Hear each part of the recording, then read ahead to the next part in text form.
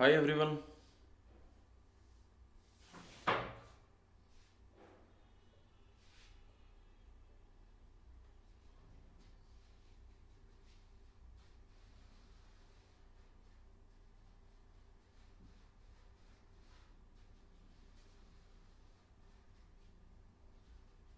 Is the audio clear?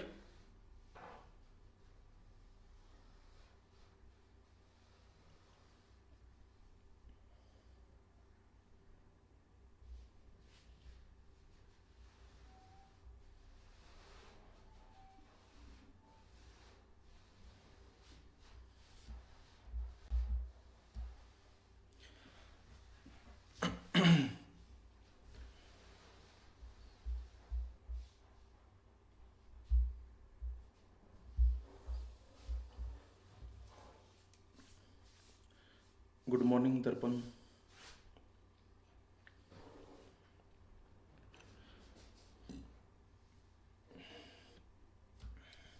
Okay, let's start then.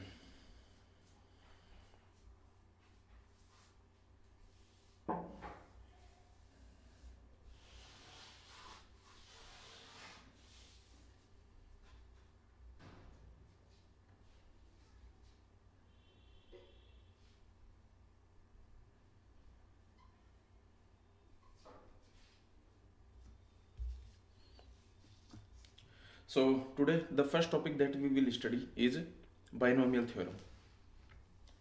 Let's see what is this binomial theorem.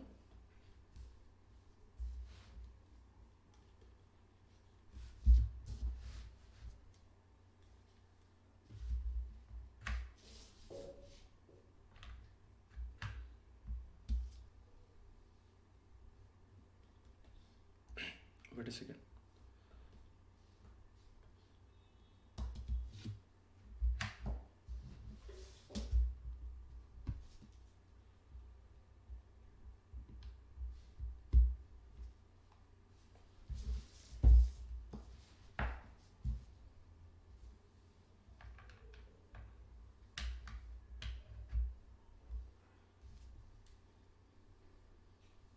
Yeah.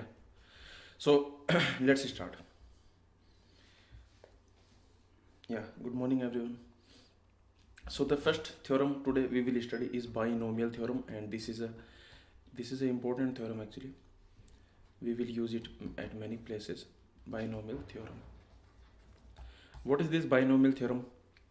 It says that if you have this type of expression x plus y and to the power n, where n is a positive integer, then what will be the expansion? For example, in your school you have already studied this x plus y whole square. What is this? This is nothing but x square plus 2xy plus y square. So you see, this is your x plus y whole square. Similarly, you can find x plus y whole cube. Similarly, you can find this will be x cube plus 3 plus your 3xy square plus 3x square y and plus y cube. So this will be your expansion. Okay, now so this is how we can find. For example, if you want to find x plus y power whole power 4, x plus y whole power 5, these type of things if you want to find, then you can use binomial theorem. So binomial theorem says that x plus y whole power n, this is equal to nc0. Yesterday I told you this NCR, we have already discussed NCR. This NCR can be written like this also. So this is another representation of NCR. Okay, NCR can be written like this, bracket n and here r. So this will mean NCR. So we can write like this: NC0 x power 0 y power n plus NC1 x power 1 y power n minus 1 plus NC2 x power 2 y power n minus 2 and so on. So this is how we will go. You can see actually there is a pattern here. Here we have NC0, so this 0 is coming to the power of x. Okay, and you can see this n minus r, is coming to the power of y. Similarly here, this 1 is coming in the power of x, and n minus 1 is coming in the power of y. Similarly here, this 2 is coming in the power of x, and this n minus 2 is coming in the power of y. So if you do like this, then eventually you are going to get this type of expression, nck, okay, eventually basically 0, 1, 2, 3 and so on. So you will get nck, and this k will come in the power of x, and this n minus k will come in the power of y. So this is how you can do, and at last you will get ncn, 0, 1, 2, and at last what you will get? You will get ncn. So here x to the power n and y to the power n minus n, that is 0. So this is your binomial theorem. This is your binomial expansion. This is called binomial expansion. Okay, so this is how we do it. So let's see how to expand this x plus y whole square. You already know what it is, but let's do it using binomial theorem. So using binomial theorem, what you will do? 2c0 x to the power 0 y to the power 2 plus 2c1 x to the power 1 y to the power 1 plus 2c2 x to the power 2 y to the power 0. What it will be? 2c0, that is 1. You can just check it out. 2c0 is 1. Okay, actually nc0 is 1. Why? Because you can see n factorial divided by 0 factorial and n factorial, so this will be 1, because 0 factorial is 1, so n factorial will cancel and you will get 1. So remember, nc0 is always 1. Okay, similarly ncn, because we have already seen yesterday that ncr is equal to ncn minus r. So this is how you can find. If you have ncr, then you can find ncn minus r. So if I ask you what is ncn, then you can find nc n minus n. N minus n is equal to 0.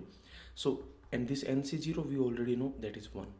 So you see this 2c0 will be 1, and this x power 0 will be 1. So you will get x square plus this 2c1, this will be 2c1. 2c1 is 2. You can just check it out. 2c1 is 2, and x power 1 y power 1 plus 2c2 is 1. So you will get x square. So finally you got your equation that you wanted, x square plus y square plus 2xy. So you got it. So this is how you can use this binomial theorem. Okay, so this is how you can basically use it. Now for example, let's find x plus y power 3. Let's find it. You already know what it is. But let's try to find it using binomial theorem. So by binomial theorem we will do this. 3c0 x power 0 y power 3 plus 3c1 x power 1 y power 2 plus 3c2 x power 2 y power 1 plus 3c3 x power 3 y power 0. So 3c0, this is nothing but 1, so you will get y cube. Okay, plus 3c1 is 3. You can just check it out. 3c1 is 3, xy square plus 3c2 is 1. 3c2 is 3, because 3c2 is equal to 3c1. So this is 3 x square y. 3c3 is 1, so it will be x cube. So this is your x plus y whole cube. Okay, you can see you got it. X cube plus 3x square y plus 3xy square plus y cube. This is what we wanted, so we got it. So this is how you can apply binomial theorem. Okay, now answer this question. Try this question. What is the expansion of x plus y whole power 4? Try this question. Take a copy, take a pen and try this question. Try to expand it. X plus y whole power 4. Try this.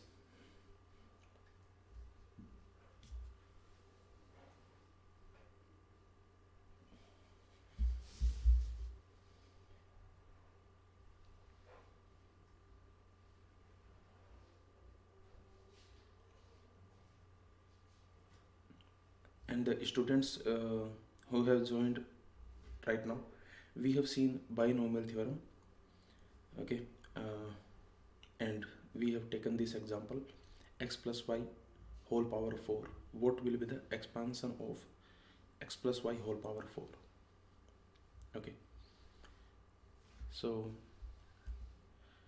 this is our binomial theorem. This is the binomial theorem. If you have two variables x and y, and you have n is non-negative integer, then x plus y to the power n, what it will be? That is binomial theorem. So let's see what will be the expansion of x plus y whole power 4. So let's see, the x plus y whole power 4 will be this. You can see 4c0 x power. See, one more thing actually. See, it does not make any difference. Like, okay, you have x plus y whole power 4. You can write it y plus x whole power 4, right? Okay. Also, you know that NCR is equal to NCn minus R. Okay. So, so you can do expansion like this also. Like, let me do the expansion. You can do the expansion like this also. X plus y whole power 4. You can do like this also. NC0. Okay, so this n is nothing but 4. 4c0. You can do like this also.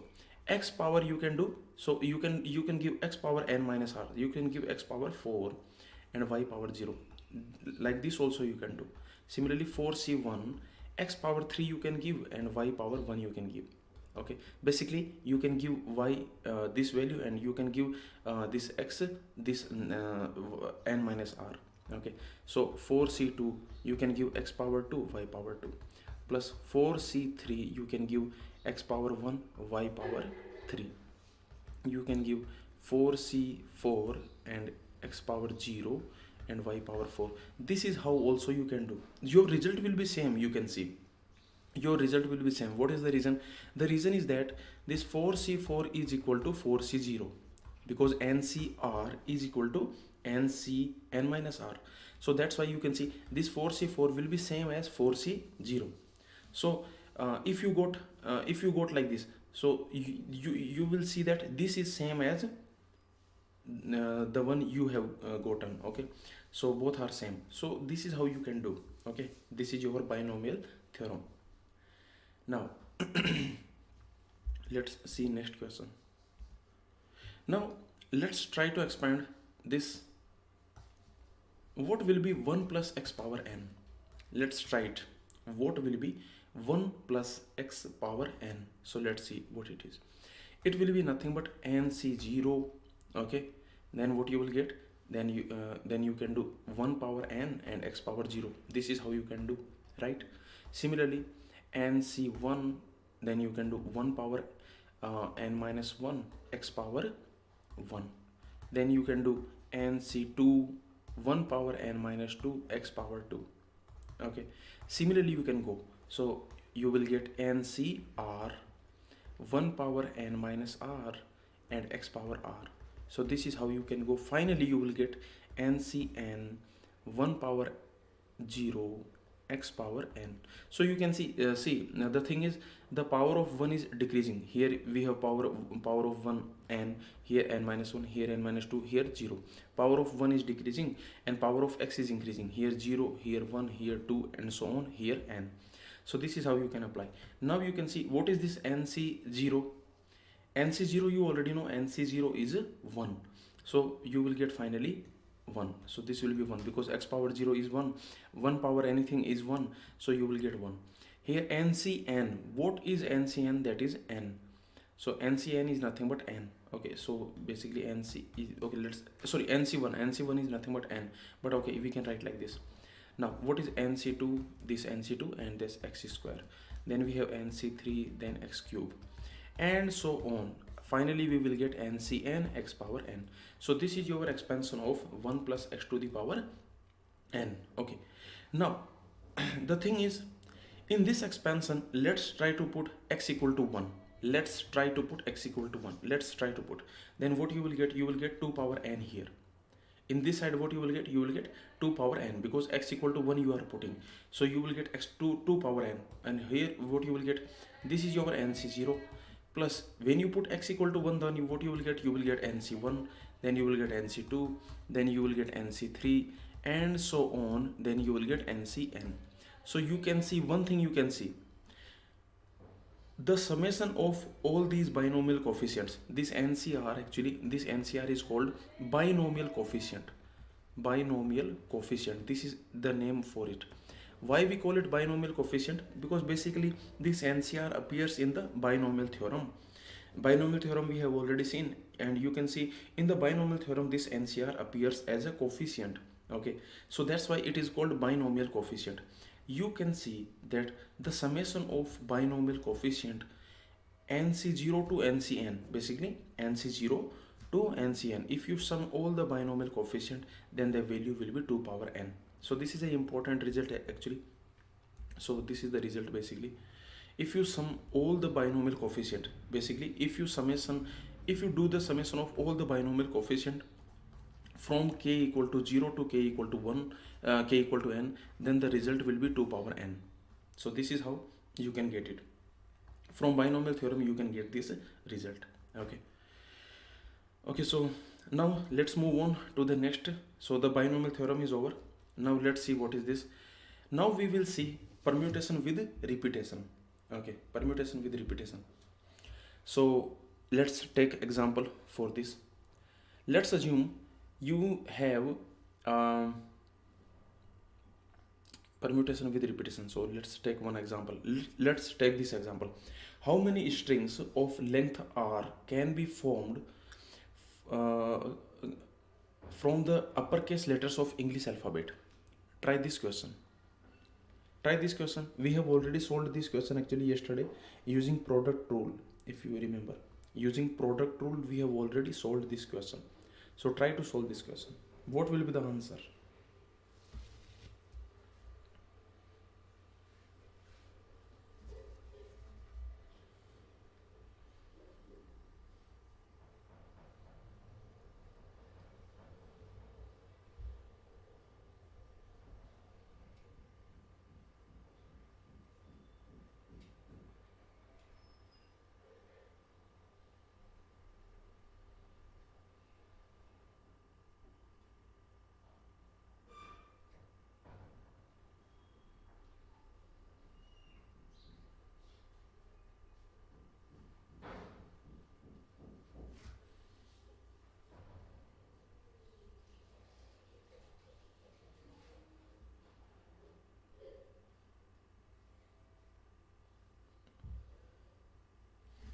Right, so let's see what it is saying. It is saying how many strings of length r. So first of all you want to make a string of length r. Okay, so you want to make a string of length r. He's saying that how many strings of length r you can form from uppercase letters of English alphabet. Basically you need to use A, B and so on. You need to use these 26 letters. Now how many strings you can make? See, for the first position you want to make a r length strings. So these are r boxes. Okay, these are r boxes. For the first symbol you can use any of the 26 symbol. You can see A, B, A to Z, you can use anything. Okay, so there are 26 choices here. Let's assume you put k here. Now how many choices are here? Remember the choices here are again 26 because you can repeat k. So again we have 26 choices. Again we have 26 choices and so on. For each position we have 26 choices because you can repeat it. Okay, so this is how you can see the final answer will be 26 because you need to do this and this and this and this and this. So we can apply the product rule because of this and. So what you will get? You will get 26 power r. So this will be your answer. You can notice one thing here. What is the thing you can notice?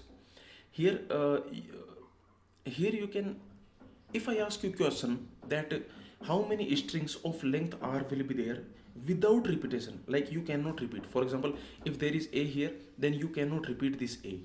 If I ask you this without repetition, then what will be the answer? Without repetition, what will be the answer?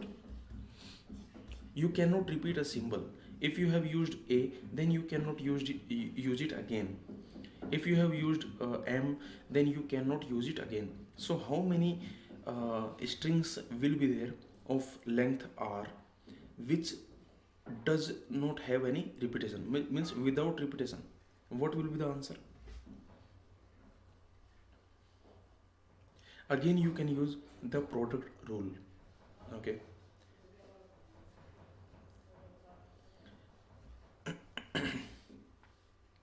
no, see, you want to make a string of length R. That's why you are making mistake. 26 factorial would be the answer if your R is equal to 26. This R could be anything. R could be 3, R could be 10, R could be anything. So 26 factorial is not a correct answer. See, you want to make a string of length R. Let's assume your R is, let's assume your R is 5. Okay, 1 2 3 4 5 6. Let's assume your R is 6.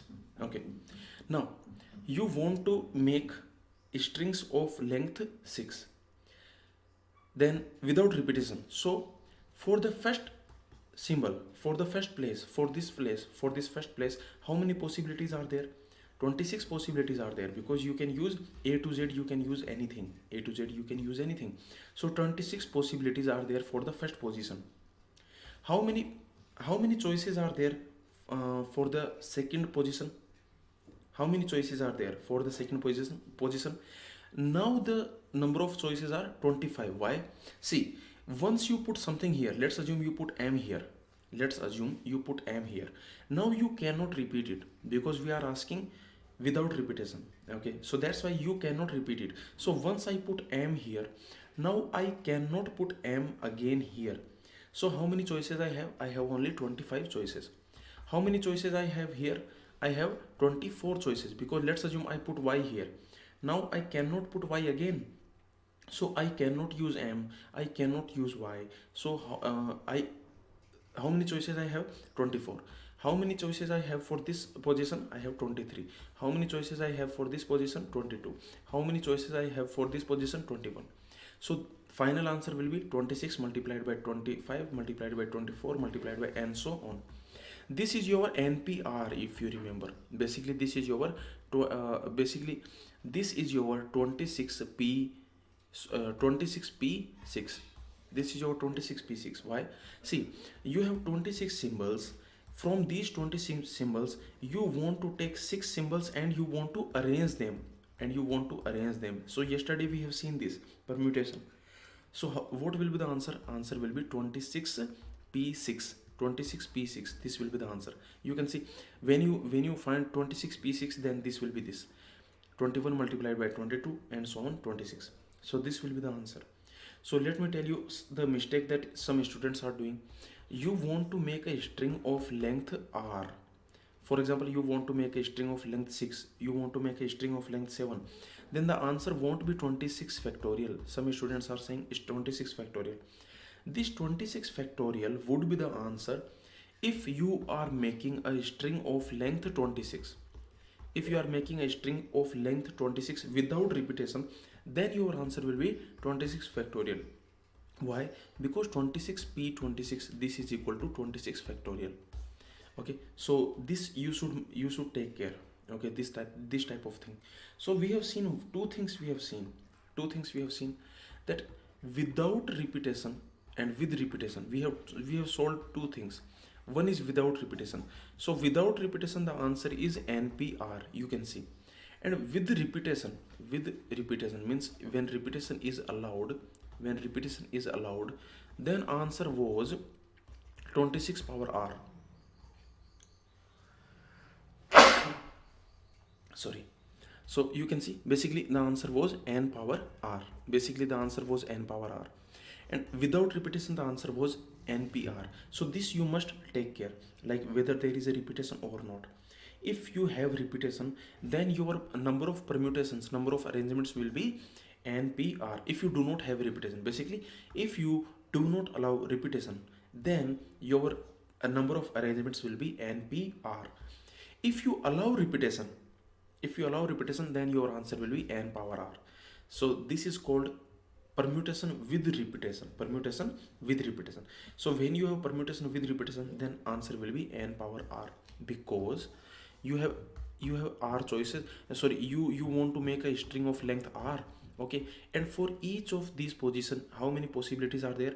How many choices are there? N choices are there. N choices are there, because you can repeat. Repetition is allowed. So when repetition is allowed, then the answer will be n power r. Okay, is it clear? Anyone has any doubt? So now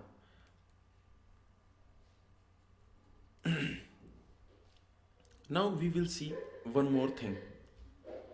Let's see one more thing. If you have this word, let's assume ABC. If you have this word ABC,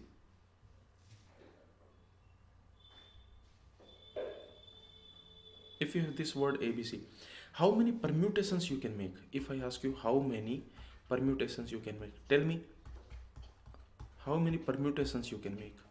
Permutations means arrangement. I told you yesterday, permutation means arrangement. How many permutations you can make? Some students are coming late and then saying good morning. Okay, let's see. This is your ABC. How many permutations, arrangements you can make?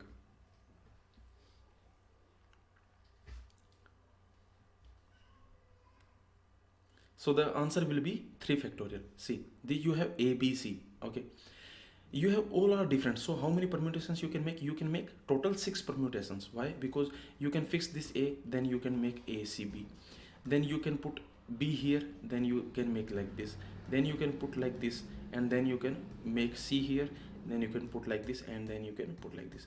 So you can see when you all are different. The thing is, all are different. A, B, C. Everyone is different. Okay, A, B, C. All are different. So your answer is basically 3 factorial. Your answer is 3 factorial, or you can say 6, because all are different. Now try this question. A, B. This is the question. How many permutations you can make? Again, the same question. How many permutations you can make? How many permutations you can make?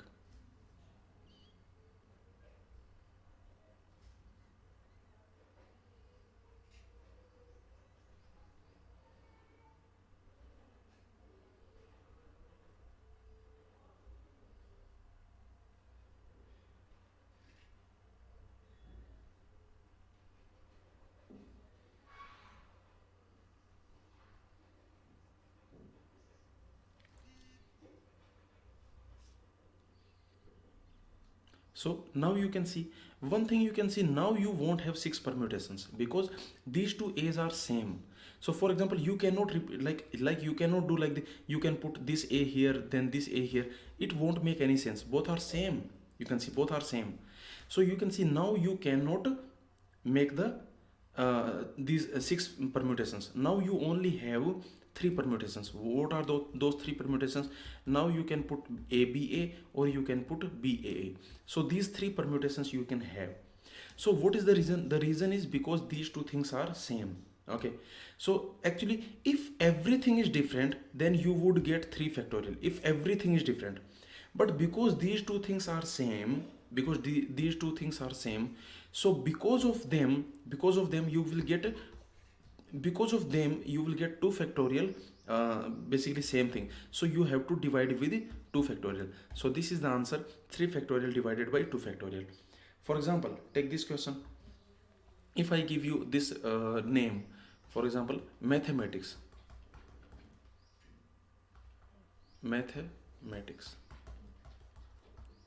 How many permutations you can make? Tell me.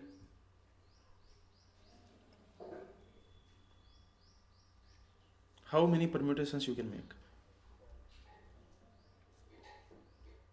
Is the volume low?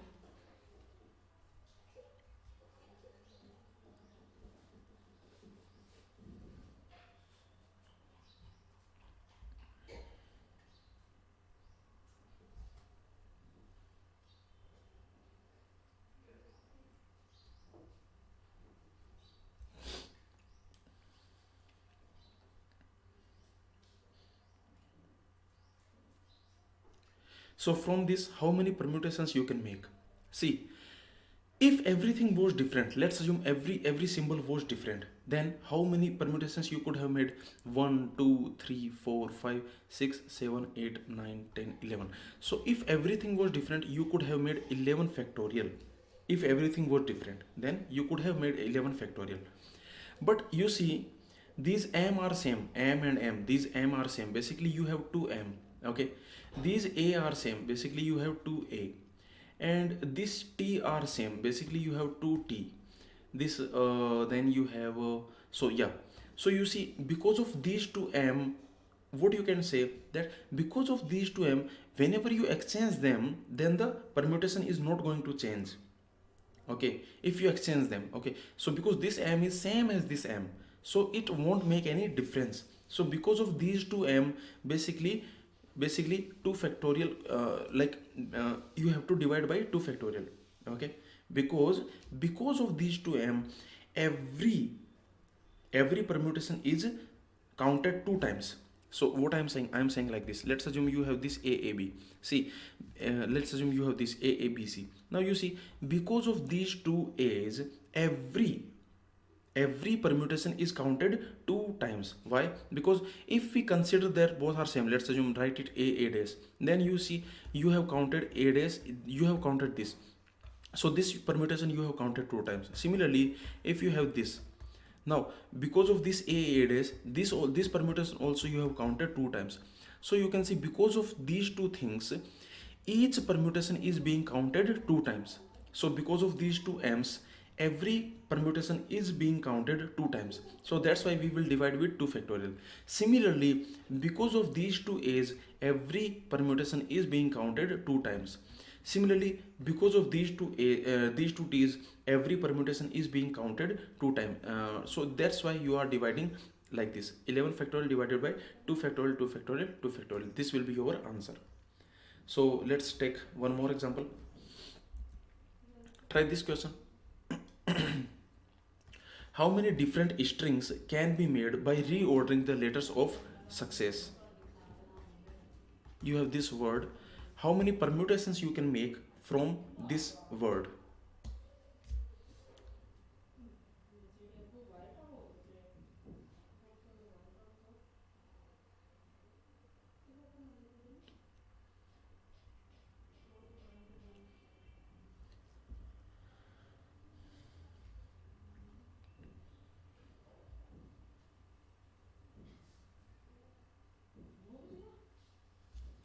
So you can see the answer will be, see, if everything was different, 1 2 3 4 5 6 7, if everything was different, then the answer would have been 7 factorial.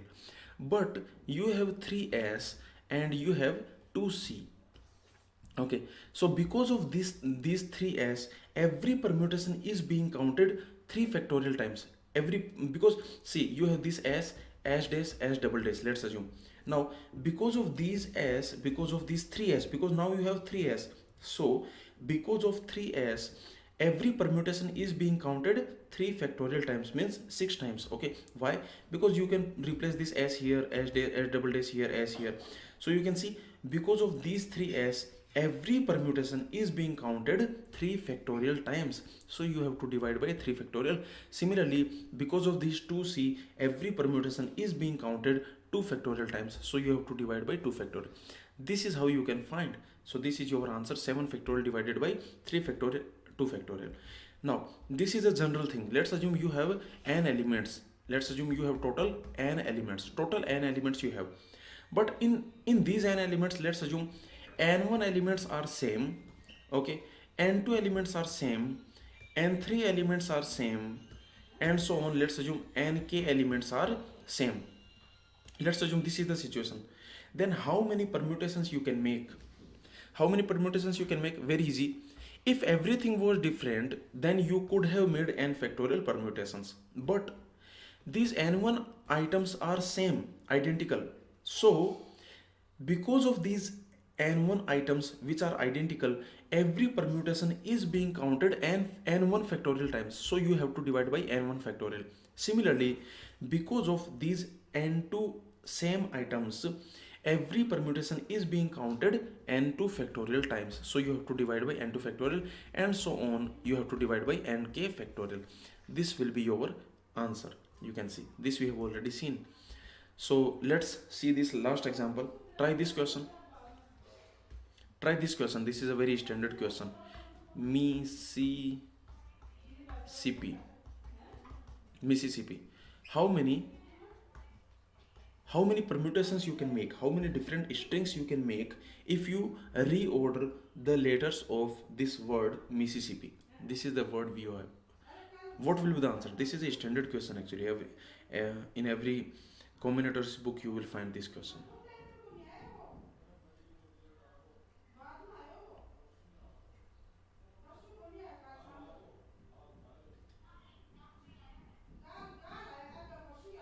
What will be the answer? So you can see how many letters we have. 1, 2, 3, 4, 5, 6, 7, 8, 9, 10, 11. So you have total 11 elements. So how many permutations you can make? You can make 11 factorial permutations. Okay. But the thing is, see, this I is repeated. This I is 4 times. This S is 4 times. This P is 2 times. You can see. So what will be your answer? Answer will be 11 factorial divided by 4 factorial, 4 factorial, 2 factorial. This will be your answer. Okay. So now our combinatorics class is over. So we have seen all the concepts that are in the NET syllabus. We have already seen. And if anything is remaining, then we will see in the solution session. So for the previous year combinatorics questions of NET exam, we will take a solution session very soon.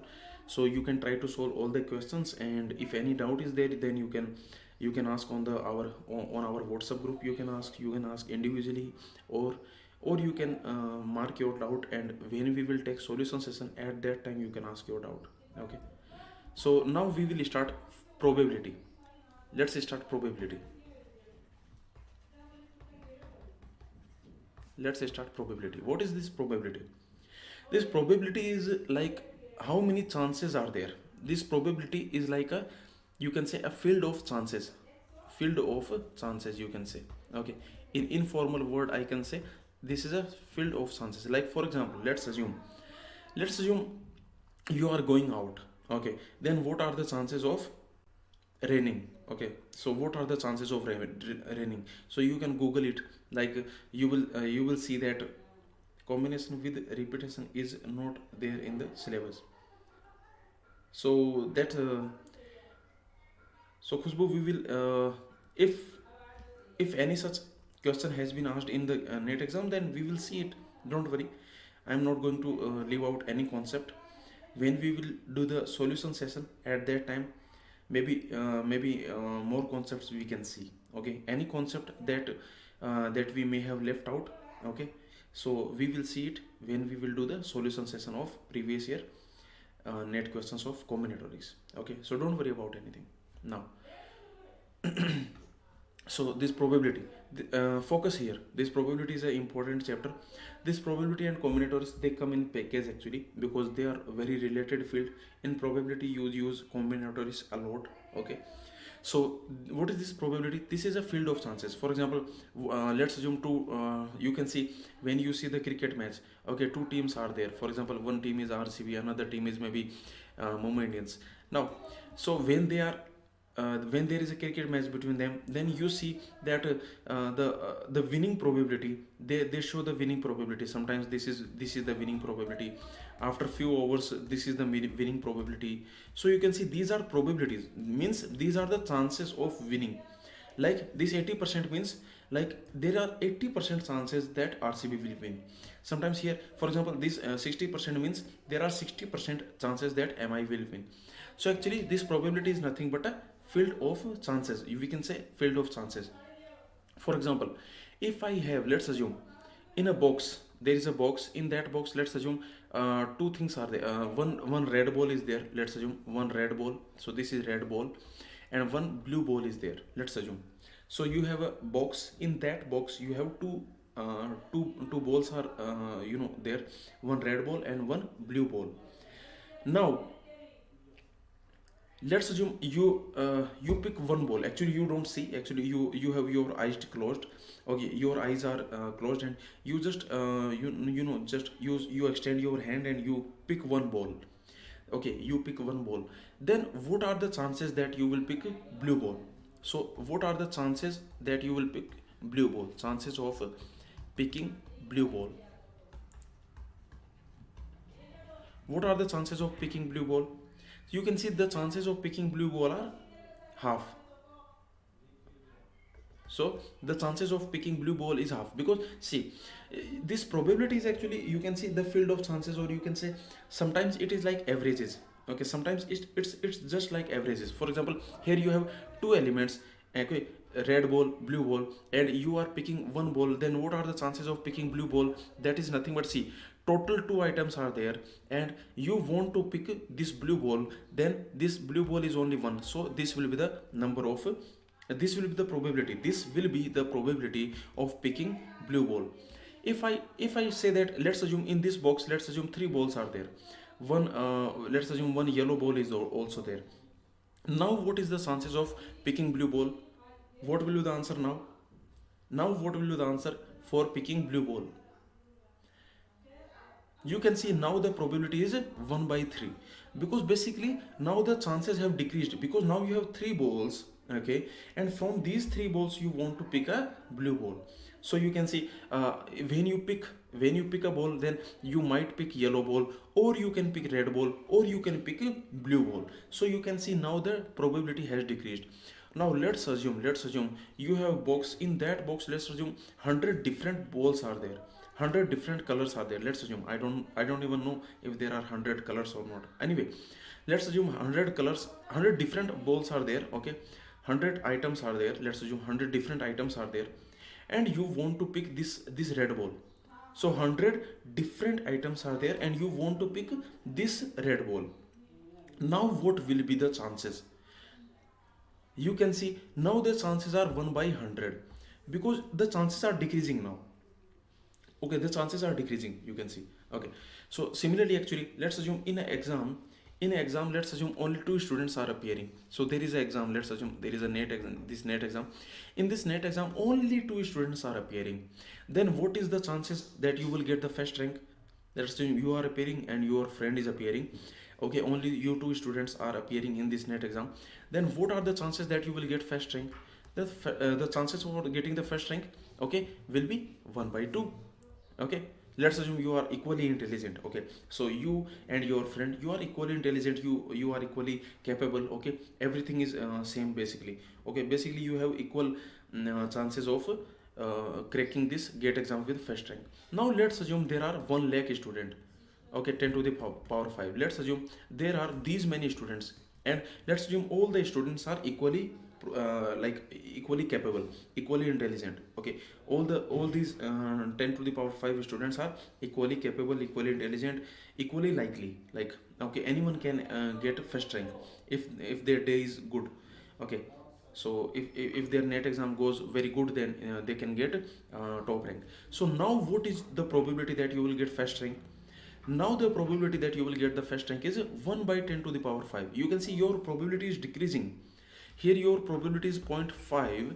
Here your probability is 0.00001.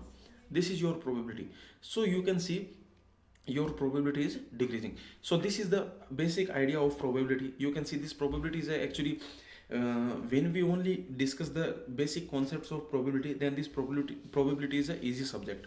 Okay, of course this probability is a very advanced subject. We have many advanced concepts, and that's why actually this becomes a hard subject. When we study this subject in an advanced level, then it becomes a hard subject. But anyway, in your net exam, only the basic concepts are there. So let's see what is this probability.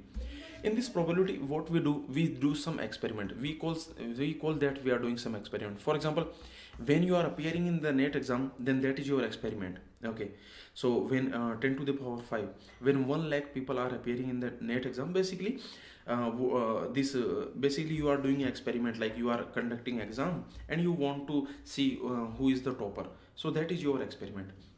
Similarly, let's assume you are having two balls here, one red ball, one blue ball, and now you are doing the experiment. Okay, let's see which ball I will pick. So this is your experiment. Let's see which ball I will pick. Okay, so for example, you can take another example. Let's assume you have a dice. Okay, let's assume you are like a sakuni, you are a very juari type of thing. So you are playing ludo, maybe you are playing ludo. Okay, so now you have a dice. In the dice you can see 1 to 6 numbers are there, 1 2 3 4 5 6. Okay, so you might have played a lot of ludo in the lockdown, but anyway, these 6 numbers are there on your dice. So you have a dice, on that dice you have these 6 numbers. Now what is the, like, now you are doing this experiment. What you are doing, you are rolling these dice. Okay, and you want to get 6. Let's assume you want to get 6, so you want to get the number 6. Then what is the probability? The probability will be 1 by 6, because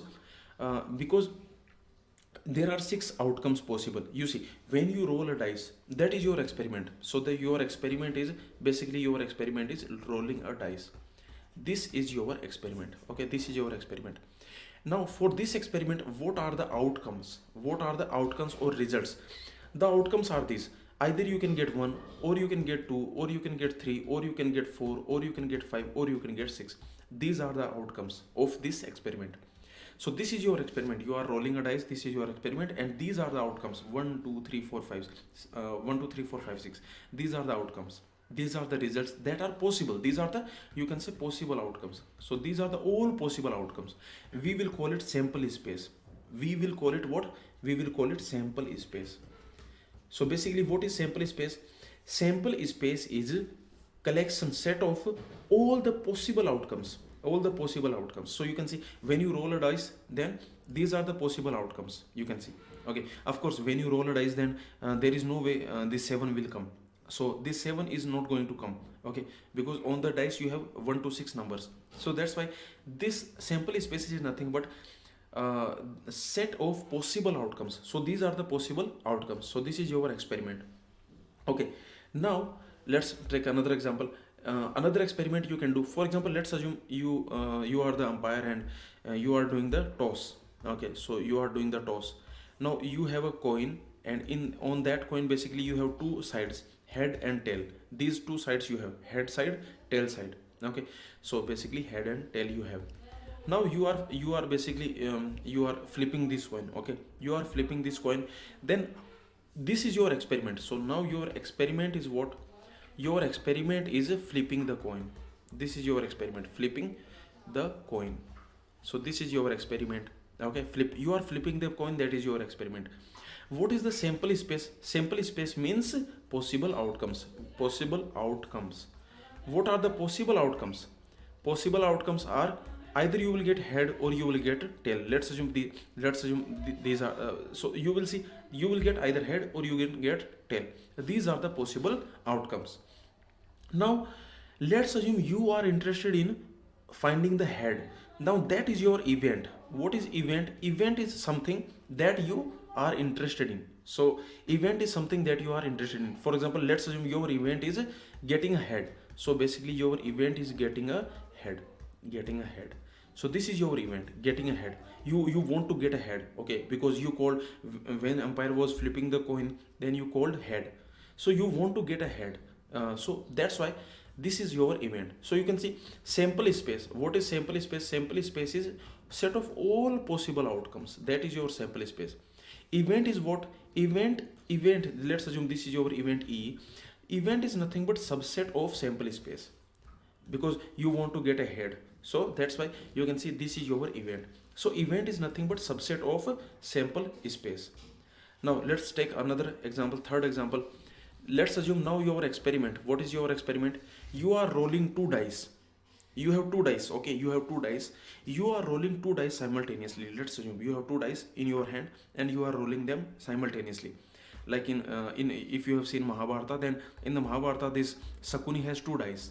Okay, he is rolling two dice. Okay, so now, so basically this is your experiment, rolling two dice. This is your experiment. You are rolling two dice. Okay, so you can see this is your experiment. Now what is the sample space? Sample space is set of all possible outcomes. So what are the outcomes now? The outcomes are like this. Maybe on the first dice you can get 1, on the second dice you can get 1.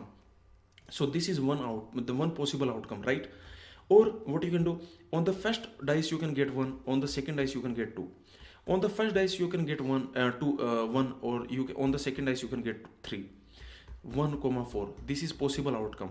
1 comma 5, this is possible outcome. 1 comma 6, this is possible outcome. Now of course 2 comma 1, this is possible outcome. On the first dice, let's assume these two dice are different. This is dice d1, let's assume this is red color dice and this is blue color dice. So these are two different dice. Okay, so anyway, you can see on the first dice you can get 2 comma 1. Okay, on the second dice what you can get 2 comma 2. So the next possible outcome is 2 comma 3 and so on. So this is how you can do. For example, so you can see this is your sample space. This is your sample space. Okay, now okay, so this is your sample space, because sample space is nothing but set of all possible outcomes. So these are the all possible outcomes that are possible. So this is your sample space. Now let's assume you want that, okay, the total summation on the two dice should come 7. Let's assume this is your event. So event is getting a 7, getting a summation of 7. Basically this is your event, getting a summation of 7 on the two dice. So basically you want to get a summation of 7. This is what you want to get. So this is your event. Now basically what is your event? Your event is like this.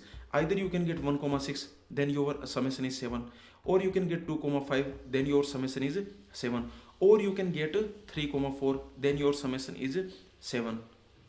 Okay, so this is how you can do. For example, you can get 2 comma 5, then your summation will be 7. Sorry, no, 2 comma 5 we have already seen. So maybe you can get 4 comma 3, then your summation will be 7. So you can see your event is nothing but getting a summation of 7. This is your event. So you can see your event is a subset of sample space. So these are the terms that we have. We are doing some experiment. For that experiment we have some set of outcomes, set of all possible outcomes. That is your sample space. And what is event? Event is the things that you are interested. Like event are the set of outcomes that you want to get. For example, here these are the set of outcomes that you want to get, because you want to get a summation of 7. So this is the set of outcomes that you want to get. Okay, and this is the set of outcomes that are all possible outcomes. So this is called sample space. It will contain all possible outcomes. And this is event. It will contain those outcomes. It will contain those outcomes that you want to get. So this is the basic these are the basic terminology in our probability chapter. Okay, now let's see what is the probability. If I ask you, let's assume you have a sample space. In your sample space, let's assume you have n items. So in the sample space basically you have n items. Okay, you have an event. This in event, of course you know what is event. Event is nothing but subset of sample space, because event is the set of those outcomes that you want to get. Any of these outcomes you can get. Like when you want a summation of 7, then you are happy. When you get this, then you are happy. Or you can get this, you are happy. Or you can get this, you are happy. So you can see when you make the set of all these outcomes that you want to get, then that will be event. So let's assume your event has, your size of event is m. You already know every event is a subset of a sample space. So this is your event. The size of event is m. Now what is the probability of event E? So basically what is the probability that you will get this event E? So the probability is nothing but m divided by n. See, because your event has size m, so this is your size of event. Okay, and your sample space has size n, because the sample space is set of all possible outcomes. If you want to get the probability, what are the chances that your event E will occur? Means what is the chances that one of the outcomes of event E will occur? So that will be m divided by n. You can see this we have already seen when I took a dice. In that dice you can see all set of all possible outcome was 1 to 6. So this was, you can see sample space size was 6. Then I told you I want to get a 1, let's assume I want to get a 1, then your size of event is 1. You can see the size of this event is 1. So what is the probability of getting 1? That is equal to 1 by 6. You can see. So basically what we are doing the size of event divided by size of sample space. So this is the answer. Okay, I can repeat this same thing like this. The probability of anything, like probability of anything is the number of favorable cases divided by number of total cases. Number of favorable cases divided by number of total cases. This is your probability of whatever you want to get, the probability of whatever you want, that is your this. Let's take a question. You are rolling two dice. Then you want a summation of 6. This is what you want, summation of 6. Then what is the probability of getting a summation of 6? Try this question. What is the probability of getting a summation of 6?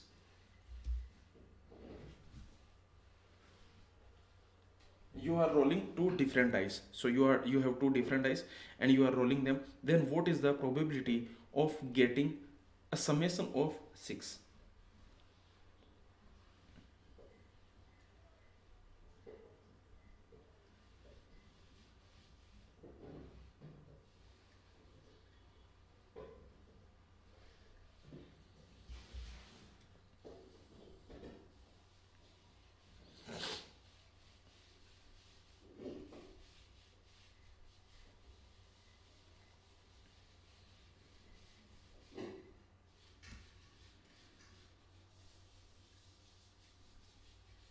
Okay, let's see what is the probability of getting a summation of 6. So how can you get a 6? You can get a 6 like this. You can get a 1 here, you can get 5 here. You can get a 2 here, you can get a 4 here. You can get 3 here, you can get 3 here. Okay, you can get 4 here, you can get 2 here. You can get 5 here, you can get 1 here. These, so how many of you have? 5. So you can see these are the 5 things you are interested in. Okay, basically you want any of these can occur, you are happy. Any of these can occur, you are happy. So basically number of favorable cases are 5. These are the favorable cases because these are the cases that you want. So number of favorable cases are 5. Number of total cases, how many number of total cases? 36. Why 36? Because you can see here any number can occur, 1 to 6. So how many choices we have? 6 choices we have. Here any number can occur. How many choices we have? We have 6 choices. So basically total choices will be 6 into 6. These will be the total choices. So total cases are 36 and favorable cases are 5. So this is the answer that you will get. So this is the probability that the summation will be 6. So the answer will be 5 divided by 6. This is how you can do. Okay, let's see this. So basically if your sample space is finite, remember your sample space must be finite. Why? Because if your sample space is finite, then you can say that your sample space size is for example 36. If your sample space is infinite, then you cannot divide by infinite, right? You cannot divide by infinite. So this formula, which formula? Set of favorable cases divided by set of total cases. This formula will work when your sample space is finite. For example, when you are rolling a dice, then your sample space is of size 6 because any either 1 can occur or 2 can occur. 1 to 6 anything can occur. So your sample space has the size 6. If you are rolling 2 dice, then your sample space has size 36. Okay, if you are rolling, let's assume if you are rolling 10 dice, if you are rolling 10 dice, okay, 10 dice you are rolling, then you know your sample space will have the size 6 power 10. Okay, this will be the size of your sample space. So anyway, when your sample space is of finite size, you can see this is a finite size, 6 power 10, this is a, so when your sample space is finite size, okay, and let's assume all outcomes are equally possible. For example, when I told you that let's assume you are going to give the NET exam, let's assume, okay, see one thing you should notice. Let's assume you are going, so this is you, Okay, this is A and this is student B.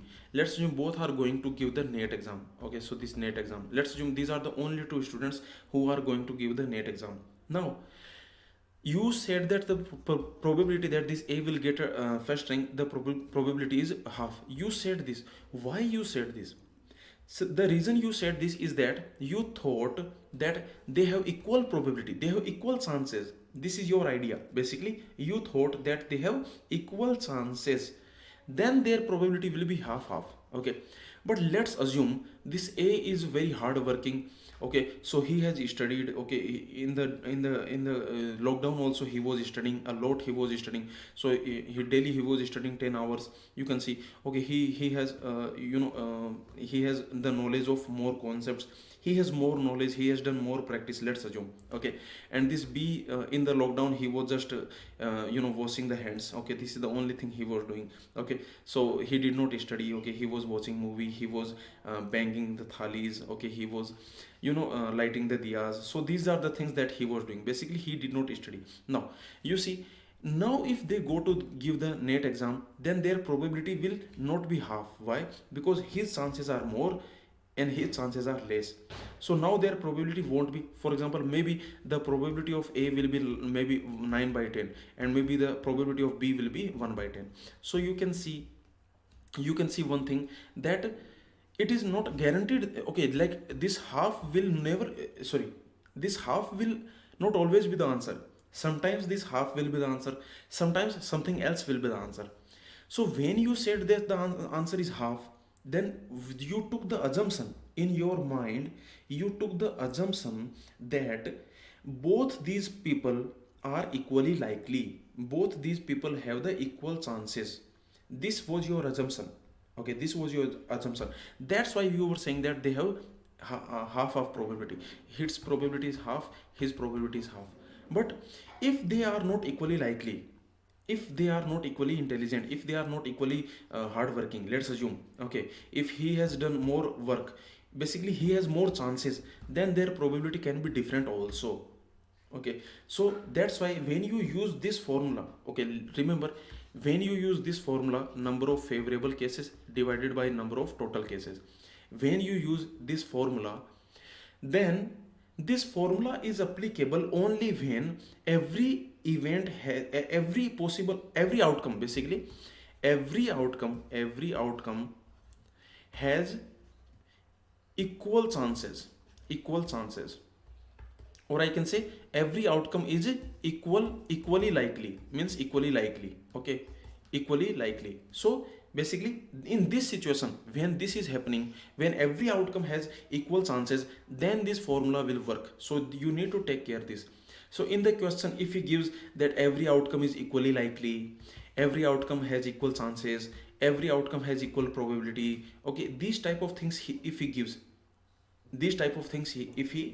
okay, then you will use this formula, number of favorable cases divided by number of total cases. So now let's see.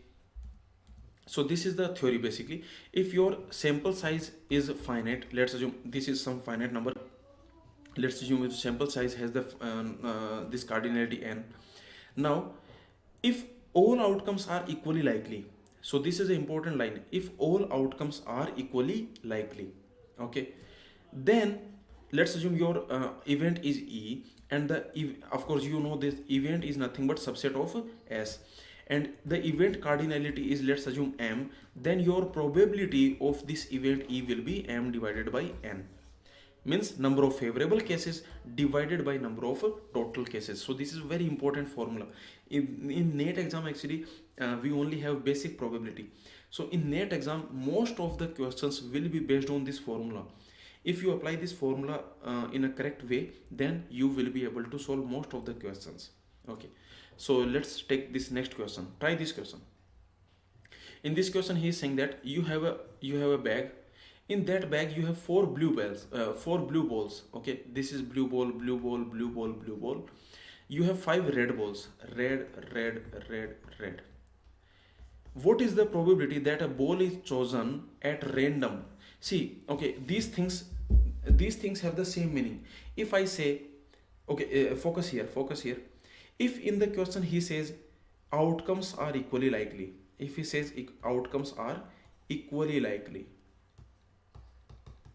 let's assume if he says outcomes are equally likely, then this is same as saying that outcomes have equal chances. Outcomes, all outcomes are equally likely, so this is same as all outcomes have equal chances, equal chances.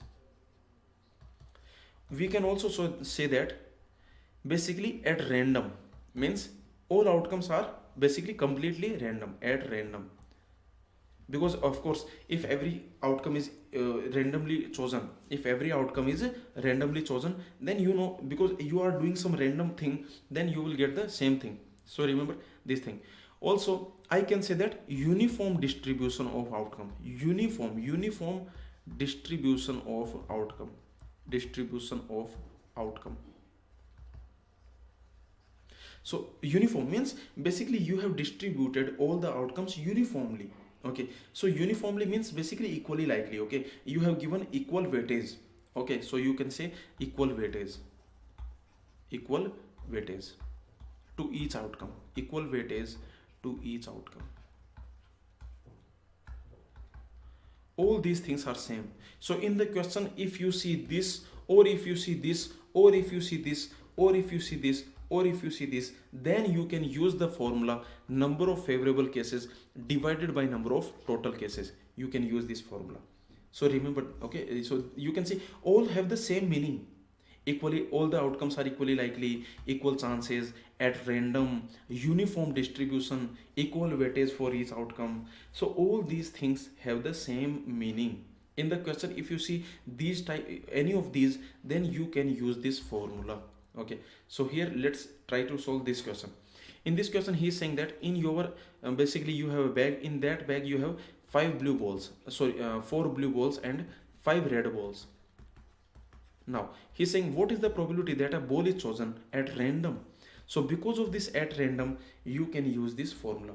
Now he is saying that from this bag you are choosing a blue ball. What is the probability of choosing a blue ball? So basically he is asking what is the probability of choosing a blue ball.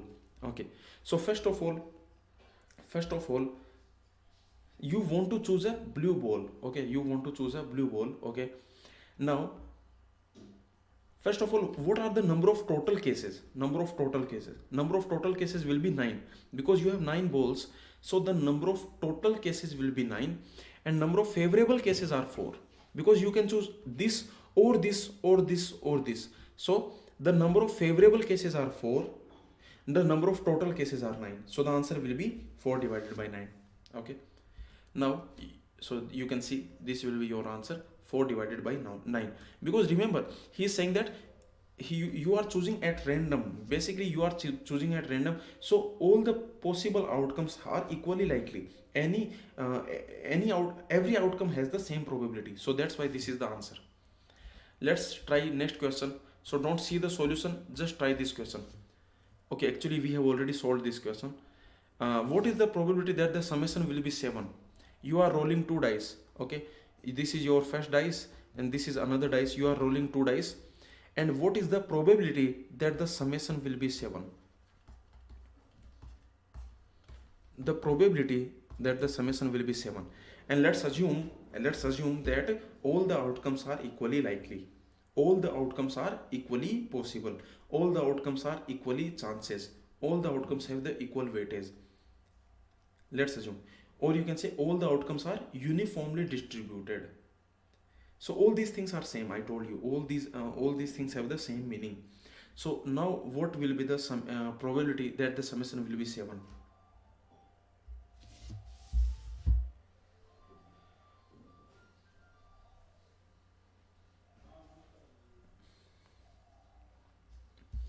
So now the answer will be 6 divided by 36, because 36 are the all the possible outcomes, 36, and how many favorable are nothing but, see, you want a summation of 7, so maybe you are happy with it, you are happy with it, you are happy with it, you are happy with it, you are happy with it, and you are happy with it. How many you have? 1 2 3 4 5 6.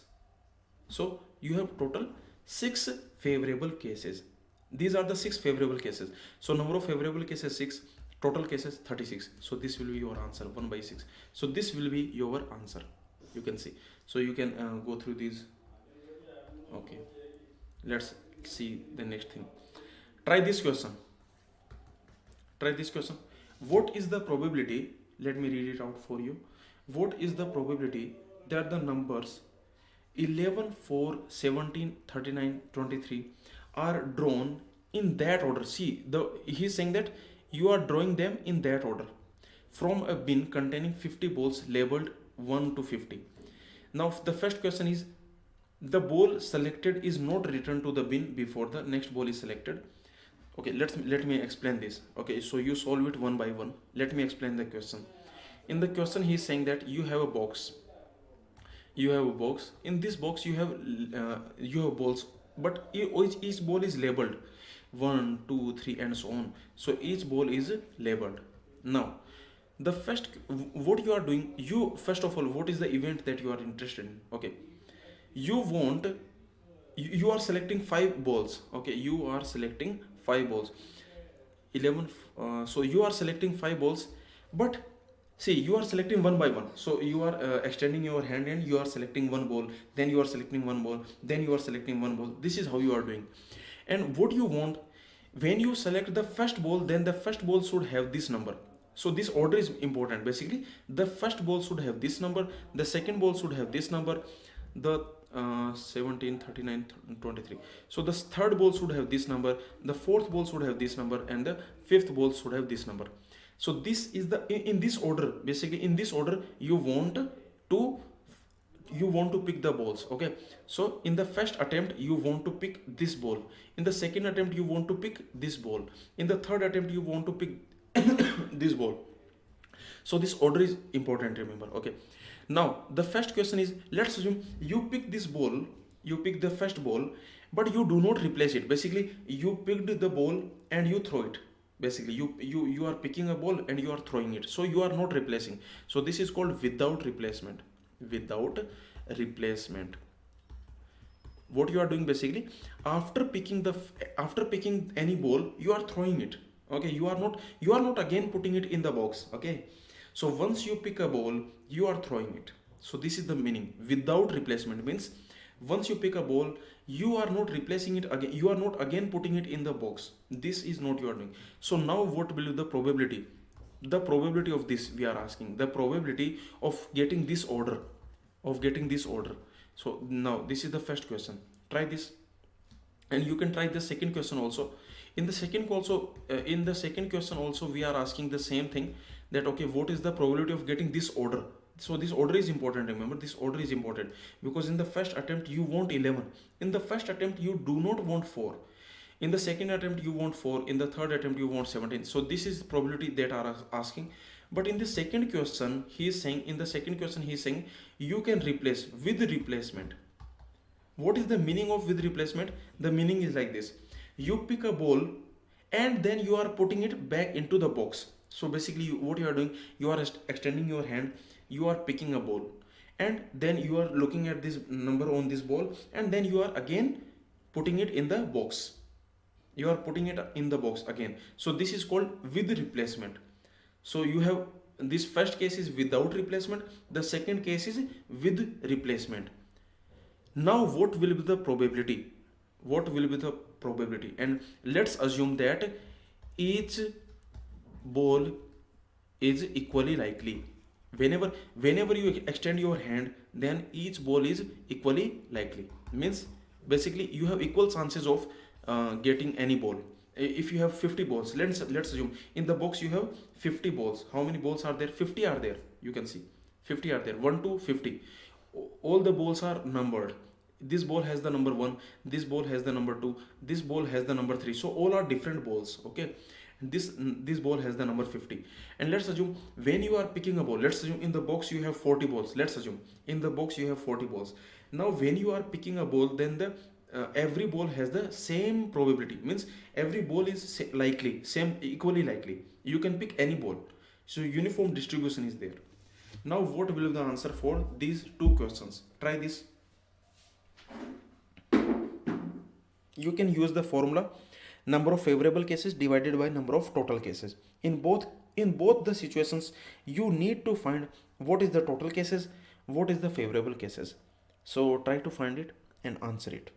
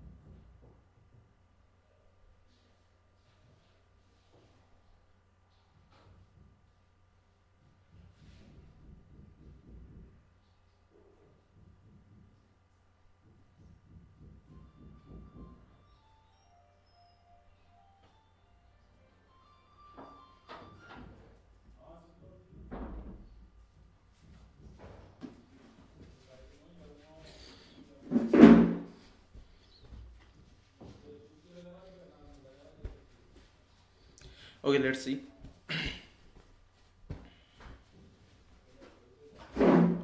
So first we will see without replacement. So first of all, what will be the total cases? What will be the total cases? Let's see. Focus here. What will be the total cases? See what you are doing. You are picking a ball, then you are throwing it. You are not replacing it. You are picking a ball and you are throwing it. Okay. So you are picking how many? 5 balls you are picking. So for the first ball, how many chances are there? For first ball you have 50 chances. For the second ball you have 49 choices. For the next ball you have 48 choices. For the next ball 47 choices, and for the next ball 46 choices. So this is your total number of cases. Total number of cases will be 50 multiplied by 49 multiplied by 48 multiplied by 47 multiplied by 46. So this is the total number of cases. Now how many will be the favorable cases? Favorable cases. He's saying that in the favorable cases, like what you are doing, in the first attempt you want 11. So there is only one choice. Because in the first attempt you want 11. So there is only one choice. So I can say that there is only one choice. In the second attempt you want 4, there is only one choice. In the third attempt you want 17, again there is only one choice. In the next attempt you want 39, in the next attempt you want 23. So you can see number of favorable cases is only 1, because you don't have any choice. In the first attempt you need 11, so there is only one choice. In the second attempt you need 4, so that's why the number of favorable cases will be 1. So the answer will be 1 divided by, and you can just put it here, 4 and so on, 46. So this will be the answer in the first case. Okay, now let's see with replacement. First we will find what is the total cases when you are doing with replacement. So see, you are picking the first ball, then how many choices are there? Of course, because when you are picking the first ball, then in the box there are 50 balls. In the box there are 50 balls, so 50 choices are there. When you are picking the second ball, then again 50 choices are there. Why? Because when you picked the first ball, then you saw the number on it and you put it in the box again. You replaced it in the box again. Okay, so you are putting it again in the box. So that's why when you again pick a ball from the box, then again you have 50 choices. Similarly, in the next attempt you have 50 choices, and so on. So total number of choices will be, total number of cases will be 50 power 5. This will be the total number of cases. What will be the favorable cases? the number of favorable cases again is 1. The number of favorable cases are not changing. Why? Because in the first attempt you again need 11. In the second attempt you again need 4. So the number of favorable cases will be 1 because you do not have any choice. So the answer will be this. Okay. So many students have given the correct answer. Okay. Let's see. So this is the theory, you can just see. Okay. Now let's see what is the probability. See, okay, let me tell you few basic things. Actually, these are the some basic things. You have any experiment, okay, whatever experiment you do, you have a sample space. Sample space is nothing but set of all possible outcomes. All possible outcomes are here. All possible outcomes are here. If I ask you what is the probability of sample space, then what it will be? It will be 1. Because see, sample space has the all possible outcomes. Every possible outcome is there. Okay. Now if I ask you what is the probability that this sample space is going to occur, means basically this sample space is going to occur means one of the outcomes from the sample space will occur. What is the probability? The probability will be 1. So the remember, probability of sample space is always 1. Okay, you can understand it like this. Let's assume I am throwing a dice. I am throwing one dice. Then you know the sample space is this 1 2 3 4 5 6. This is the sample space. Now if I ask you question, what is the probability that 1 to 6 any number can occur? What is the probability that either 1 can occur, or 2 can occur, or 3 can occur, or 4 can occur, or 5 can occur, or 6 can occur? Basically, you are happy with 1, you are happy with 2, you are happy with 3, you are happy with 4, you are happy with 5, 6. So what is the probability of sample space? This is I am asking. So you know the sample space probability will be 1. Why? Because this will be number of favorable cases divided by number of total cases. Number of total cases 6. Number of favorable cases also 6. So that's why your answer will be 1. So probability of sample space will be equal to sample space cardinality divided by sample space cardinality. This will be 1. Because you know this thing, sample probability of any event is nothing but cardinality of that event divided by cardinality of sample space. This you already know. Okay, this we have already seen. Probability of any event is this. Okay, so the probability of sample space is always 1. Remember. Okay, so this is important. The probability of the probability of sample space is going to be always 1. The probability of any event is going to be either 0 or it can be 1. Probability of any event will be from 0 to 1. Why is this 0 to 1? Very easily you can see. Because you know that event is nothing but subset of S. Event is subset of S, so the cardinality of event will be less than equal to the cardinality of S. And you know what is the probability of E? The probability of E is nothing but cardinality of E divided by cardinality of S. So because this cardinality of E is less than equal to cardinality of S, so the maximum value you can get is 1. The maximum value you can get is 1. When you will get the maximum value 1? When the cardinality of E is equal to cardinality of S. Then the maximum value you will get is 1. The minimum value you can get is 0. When you will get the minimum value 0? When this cardinality of event is basically 0. Okay. Then you will get the 0. So this is our answer. Okay. So the probability of any event is from 0 to 1. Remember, your probability, if your probability is going more than 1, then your answer is incorrect. If your probability is coming less than 0, then your answer is incorrect. Because whenever you do some experiment, then the probability of any event is from 0 to 1. In between there will be the probability. Now let's see what will be the probability of E bar. E bar means complement of E. You know, see, for example, let's assume your S is this. Let's assume your S is 1, 2, 3, 4, 5, 6. You are rolling a dice and this is your sample space. My event is not getting 5. This is my event. Basically, I do not want to get a 5. This is my event. I do not want to get a 5. So I can say that this event actually this event is actually nothing but S minus getting a 5. This is the event, getting a 5. So you can see, basically, actually let's call it E bar. Then basically your E bar is nothing but S minus E, and this is E. getting a 5. This is E. So this is your P E bar. So what will be the probability of P E bar? That will be nothing but probability of S minus probability of E. So probability of S is 1, probability of E. So this will be the answer.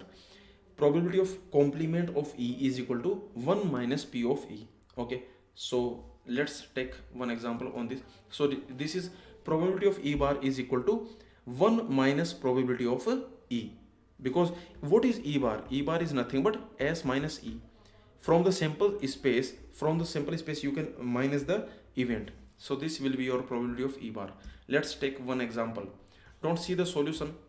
Just take this question. He is saying a sequence of 10 bits is randomly generated.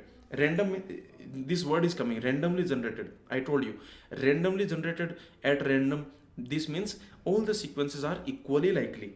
All the sequences have equal chances. Okay, now he is asking what is the probability that at least one of these bits is 0. So he is saying that you are generating a sequence of 10 bits. A sequence of 10 bits you are generating. Okay, you are generating a sequence of 10 bits. So first of all, what will be the total number of cases? Total number of cases will be, because you are generating a sequence of 10 bits, so total number of cases will be 2 power 10, because you have two choices here, 0 or 1, two choices here, 0 or 1, two choices here, 0 or 1. So total number of cases, this is your sample size, because these many possible bit strings are possible with 10 bits. This we have already seen in the combinatorics class. So 2 power 10 is the total. Now he is saying that event, what is the event? Event is at least one bit is 0. At least one bit is 0. At least one bit is 0. This is the event. This is the event. Now what will be the answer? He is asking the probability of this event. So actually, see this. To answer the probability for this event, what we can do like this. First, what we will do, we will find the probability like of E bar. What is E bar? E bar is nothing but, see, this event is saying at least one bit must be 0. At least one bit must be 0. So what you can do, you can find the probability of getting no 0, means no element is 0, getting no 0. Basically no item is 0, no bit is 0. Okay, none of the, at least one of these here. So you can find this. You can see this is complement of E. This E is saying that I want to get at least one bit 0. This E bar is saying that I do not want any 0. Okay, so you know the probability of E bar we can easily find. The probability of E bar is nothing but, he is saying that I do not want to get any 0. What is the probability of E bar? So if you do not want to get any 0, then basically you want to get all the ones. So if you want to get all the ones, then how many favorable cases? Only one. What is the favorable cases? Just put all the ones. This will be your favorable case. So number of favorable cases will be 1. Number of total cases are 2 power 10. The number of total cases are 2 power 10. But we want the probability of E. So the probability of E will be 1 minus probability of E bar. 1 minus, what is the probability of E bar? That is 1 upon 2 power 10. So this will be your answer. 1 minus 1 divided by 2 power 10. Very easy, you can say. Okay, it's not hard, because basically what you can say, if you want to find the probability of E, then what you can do like this: probability 1 minus probability of E bar. If you want to find the probability of E bar, then you can do like this: 1 minus probability of E. So this is how you can do. Okay, now let's see the next concept. So before we see the next question, next concept, you can take a question. Let's assume I am flipping 4 coins. I am flipping 4 coins one after one. So I am flipping 4 coins. You can take this question. So I am flipping 4 coins one after one. One after one, basically 4 coins I am flipping. First I am flipping first coin, then second coin, then third coin, and so on. Okay. Now I want to find the probability. Of getting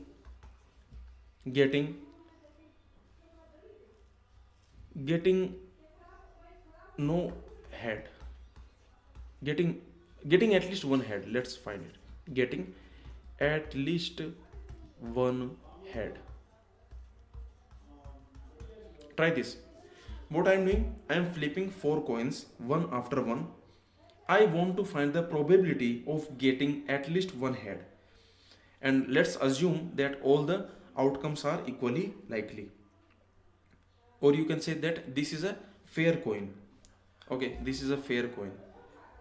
Remember this one thing also you should notice in the question. If he says fair coin, what is the meaning of fair coin?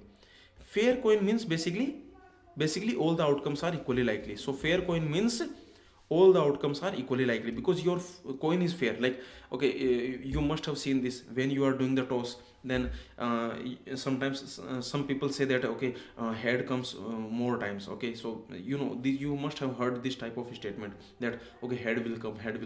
So okay, you can see those coins are not fair actually. Okay, when we say that a coin is fair, then it means that both the outcomes, head and tail, both the outcomes are equally likely. Okay, so fair coin means equally likely, means fair coin means all the outcomes are equally likely. Similarly, if he says fair dice, then basically it means that all the outcomes are equally likely. Okay, now let's see this. What is this? See, he's saying that we are flipping 4 coins. First of all, what is the size of sample space? What is the size of sample space? You are flipping 4 coins, then here you can get head or tail. So 2 choices are here. Here you can get head or tail. So 2 choices. So what is the size of sample space? That will be 2 power 4, because every time either you can get head or you can get tail. So this is your 2 power 4. Now he is saying that what is the probability of getting at least one head? So basically probability of getting at least one head. Let's write it like this. Probability of getting at least one head means greater than or equal to one head. So this will be nothing but 1 minus probability of getting no head. 1 minus, what is probability of getting no head? If you do not want to get any head, basically you want to get all the tails. So how many favorable cases? Favorable cases is only one, because first time you want to get tail, second time you want to get tail, and so on. So the total cases are 2 power 4. So the answer will be 1 minus 2 power 4. The answer will be 15 divided by 16. Okay, this will be the answer. This is how you can use the this formula, like PE is equal to 1 minus PE bar. This is how you can use. Let's take the next concept. Let's see next concept, what he is saying. We have seen this yesterday. If you remember, we have seen this yesterday. Let's assume there are m elements here and there are n elements here, and let's assume these are the common elements. So let's assume these are a elements. Then what will be the total number of elements? Total number of elements will be m plus n minus a. This we have seen yesterday, because basically we are counting these common elements 2 times. We are counting them here and we are counting them here. We do not want to count them 2 times, so we are subtracting them 1 time. So this you already know. Now we can use this concept again. So basically let's assume this is your event E1, and let's assume this is your event E2. 2 events you have. This is your event E1, this is your event E2. Okay, now let's assume this event E1, whatever. So this is your event E1, this is your event E2. This is the common part. What is this common part? This is nothing but event E1 intersection event E2. This is the common part, and this common part is nothing but intersection. We have seen in the set theory when we were studying about sets. At that time we have already seen this. This is the common part, and this is nothing but E1 intersection E2. Venn diagram we have already seen. So this is your E1 intersection E2. Now the thing is, if I want to ask you the probability of E1 intersection E2, then what it will be? Basically I want to ask you the probability of this. If I want to ask probability of E1 union E2, this is what I want to ask. Probability of E1 union E2, what it will be? Basically I want to I want to ask probability of E1 union E2. This is what I want to ask. This is what I want to ask. So this is going to be equal to probability of E1 plus probability of E2. But remember, we have counted this common area 2 times. We have counted it 2 times. So you will subtract it 1 time. Probability of E1 intersection E2. So this will be the answer. Probability of E1 union E2 is equal to probability of E1 plus probability of E2 minus probability of E1 intersection E2. Why? Because we have counted this area, this common area 2 times. So this will be your answer. Okay, so you can see this is whenever you have two event E1 E2, then E1 union E2 is equal to probability E1 plus probability of E2 minus probability of E1 intersection E2. Let's take one question. He is saying that you are selecting a positive integers at random from set of positive integers not exceeding 100 is divisible by either 2 or 5. So he is saying that basically you have this set, okay, 1, 2 and so on. These are the positive integers you have. So he is saying that from these positive integers, from the set of positive integers till 100 you have. This is your set. From this set you are picking one positive integer. He is saying you are picking one positive integer. He is saying is divisible by either 2 or 5. So he is saying that like this. So this from this set, okay, you have this set 1, 2, 3 and so on 100. You have this set. From this set you are picking one. From this set you are picking one element. From this set you are picking one element, and he is asking what is the probability that this element is either divisible by 2 or divisible by 5 So what is the probability? Try this question.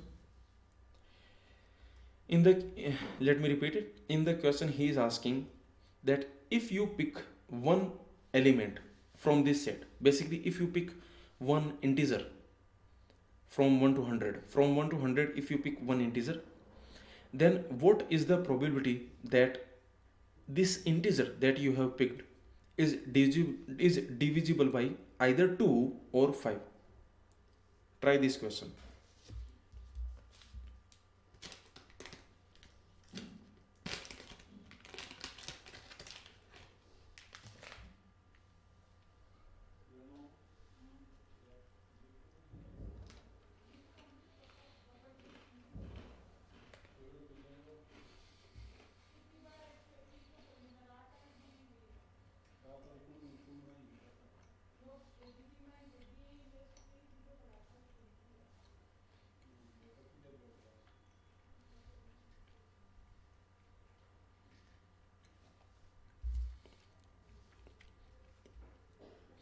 Sarika, we are asking probability. Probability can't be 60. You know, probability will be less than 1, greater than 0. We have already seen this thing. Probability of any event is greater than 0, less than 1. I am asking what is the probability that you are picking such element which is divisible by 2 or 5. I am asking probability.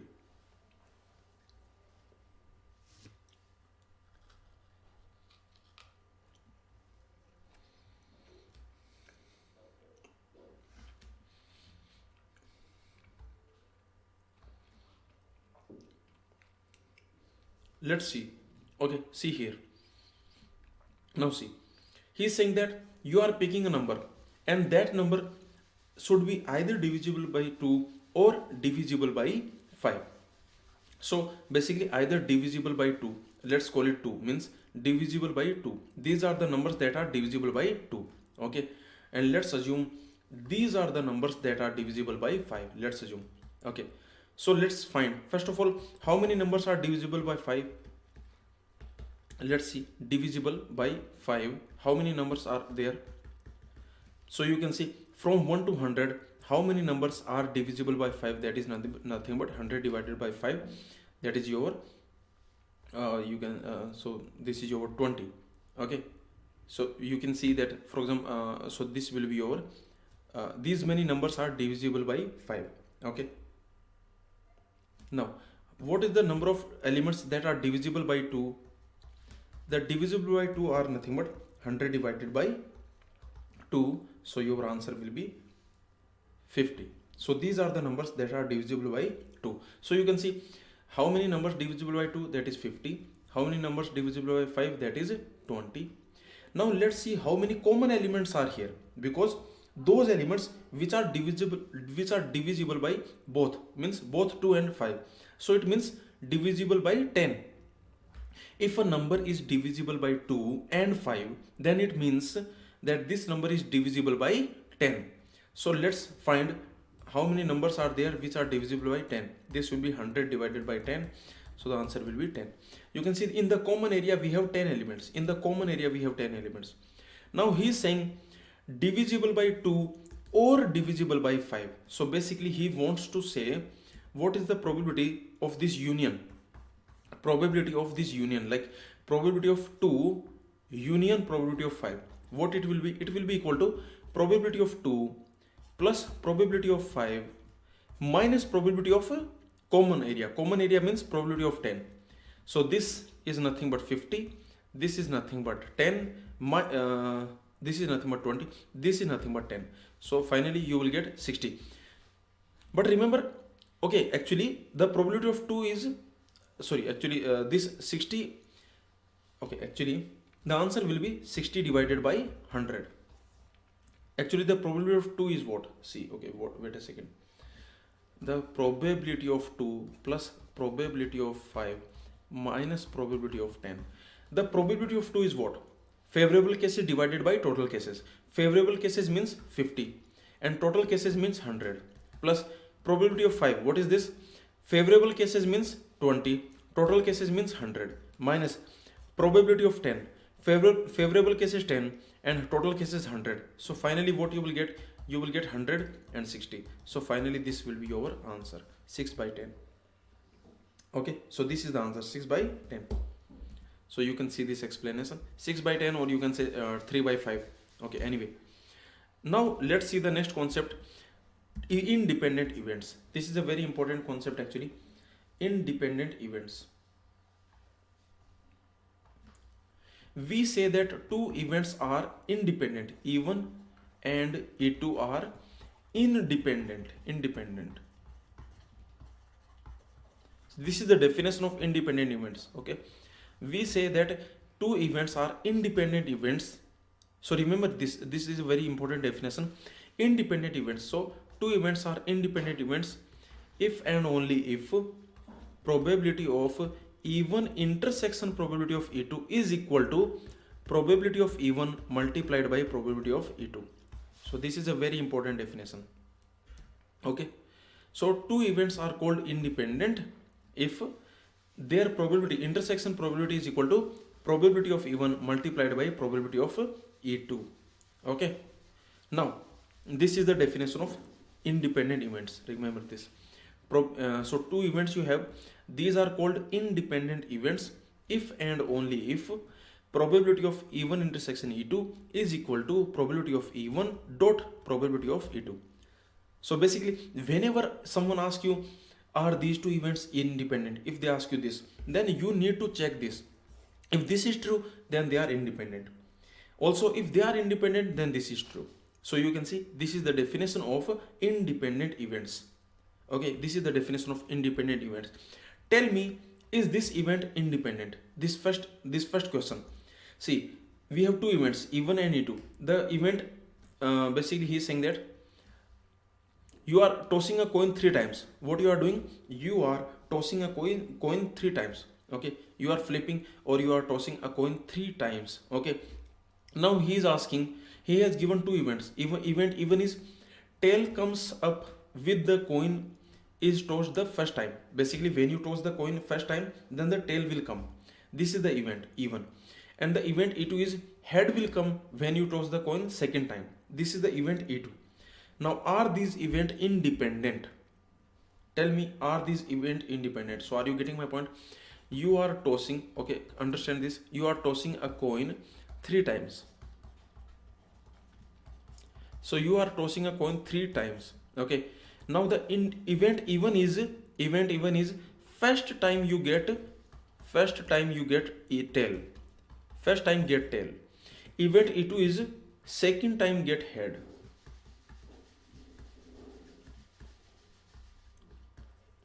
These are the events E1, E2. Now my question is, are they independent? Yes or no? My question is, are E1, E2 independent? Yes or no? All you need to do is check E1 intersection E2 is equal to E1 probability multiplied by E2 probability. This you need to check. This you need to check. Just check it. Try this.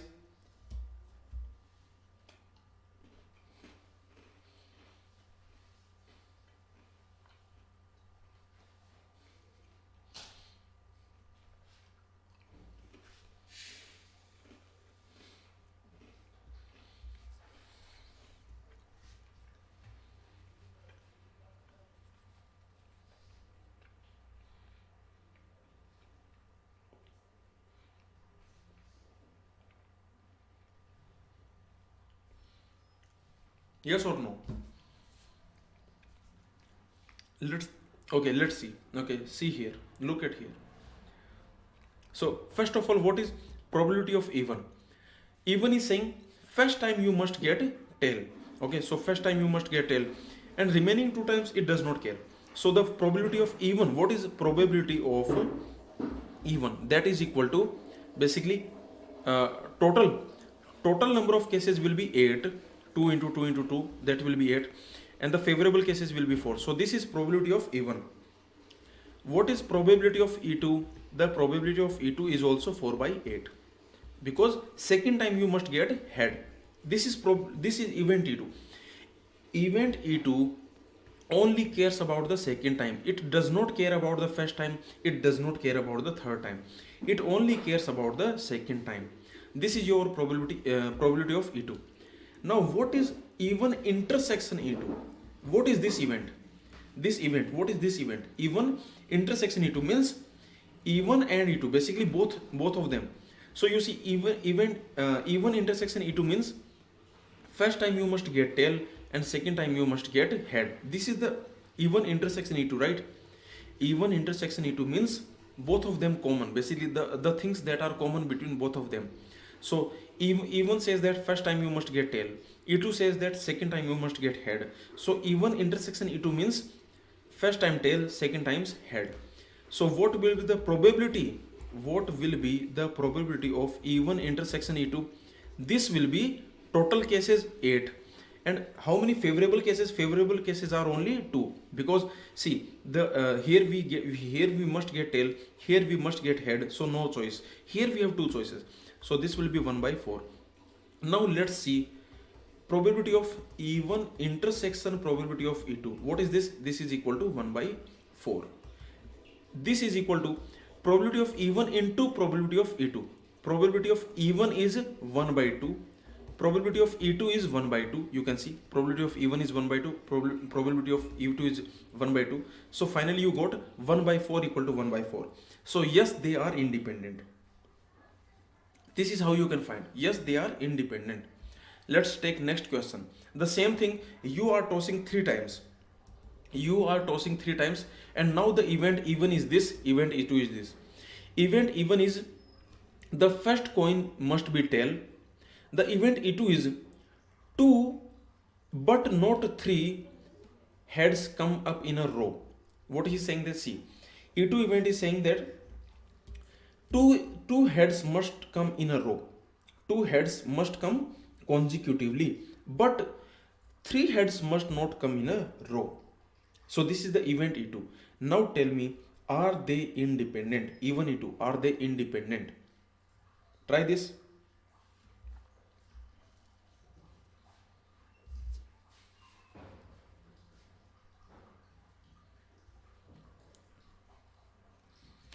Are they independent?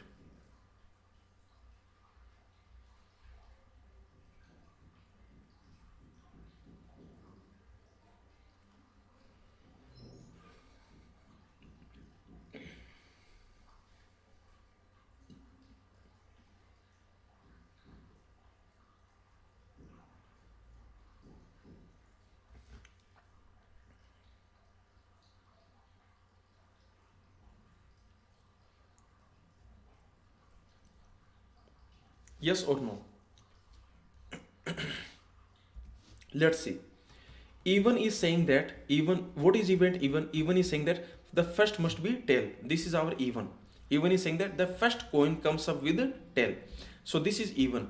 So let's see what is the probability of even. That will be, total cases are 8, because you are tossing 3 coins, sorry, 3 times a coin you are tossing 3 times, then the total cases will be 2 into 2 into 2, so that will be 8.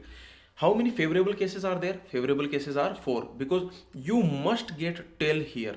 You have choice here, you have choice here, 2 choices here, 2 choices here, so 4 by 8, that is equal to 1 by 2. What is event E2? Event E2 is saying that you must get 2 consecutive heads. He is saying that you must get 2 consecutive heads, but not 3 consecutive heads. Not 3 consecutive heads. So basically he wants to say, for example, this is allowed, this is allowed, okay, this is not allowed, because here you have 2 consecutive head, but also you have 3 consecutive head. Event E2 is saying that 2 consecutive head must be there, but not 3 consecutive heads. So this is allowed, this is not allowed, remember. So how many favorable cases are there? See, this is allowed, okay. Similarly, this is also allowed, but remember this is not allowed, because here you do not have consecutive heads. So when you want to have 2 consecutive heads, then favorable cases are only 2, either this or this. So favorable cases are 2 and total cases are 8, so this will be 1 by 4. Now let's see what is the even intersection E2. Even intersection E2. Even intersection E2 says that, what is even intersection E2 means? Even and E2, basically even and E2 means even also should occur, E2 also should occur.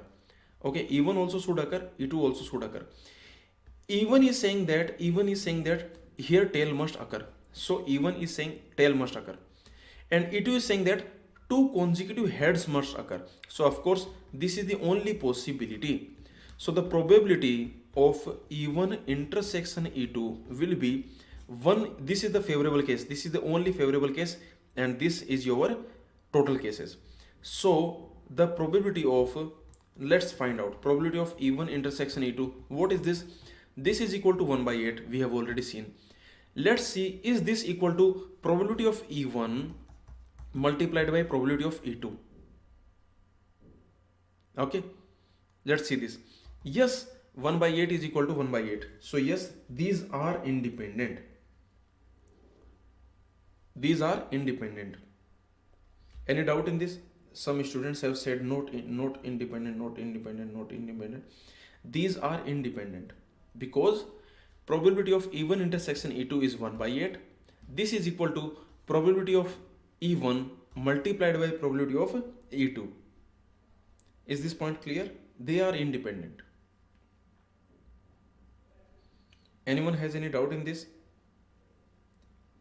So this is how you need to check. Okay, just apply this formula. We have a formula, we have a procedure, just apply it. This is the only thing we need to do. Don't say directly, apply this formula, because this independent event concept is tricky concept. Okay, so you need to apply this formula. Don't say directly. Okay, so let's see this. Let's see this question C. Try this. Question C. Are they independent? Try this.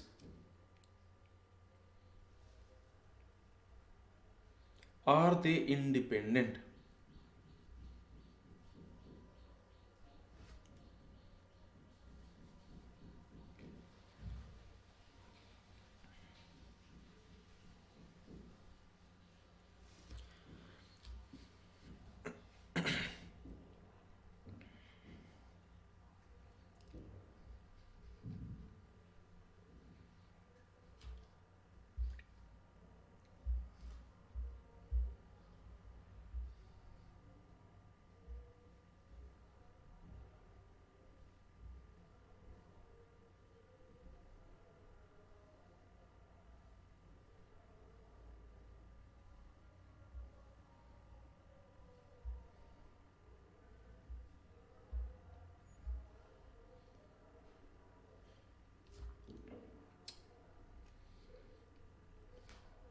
Let's see.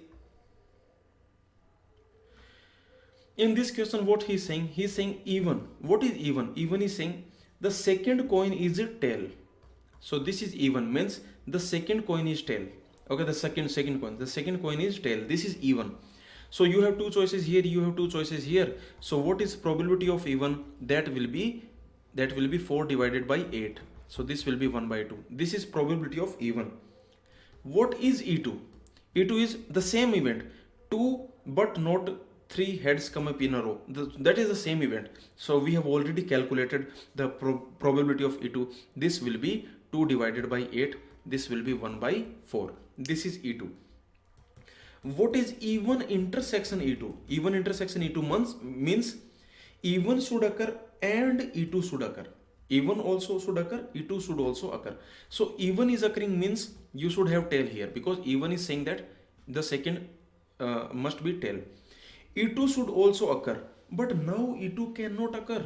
You can see E2 cannot occur because in E2 you want 2 consecutive heads. Now E2 cannot occur. So the probability of even intersection E2 is 0 because E2 cannot occur. So the probability of even intersection E2 will be 0. Let's see now the formula you need to apply. Probability of even intersection E2, this we have already calculated. This is 0.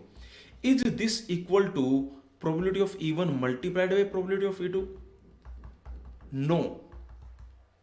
No. So we can say that they are not independent. They are not independent. Are you getting this point? Anyone has any doubt in this point so far? So this is our uniform distribution. I already told you when we have n elements. Let's assume you have n elements. Let's assume A, B, and so on. Let's assume total n elements are there. Let's assume n elements are there. If you have a uniform distribution, I already told you uniform distribution. Uniform distribution means fair device. Fair device.